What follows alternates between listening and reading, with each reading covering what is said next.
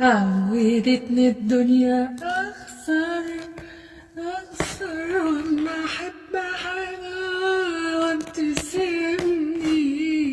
أي لحظة فرحة السراء طول حياته الحزن قاعد مراقبني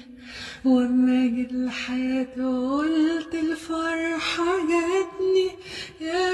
أخيرا عندي حلم خلاص بيكمل بس برضه بعدت عني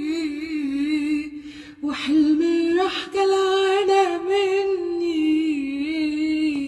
قلت أحب الحزن يمكن برضه زيك يفارقني بس دي حاجة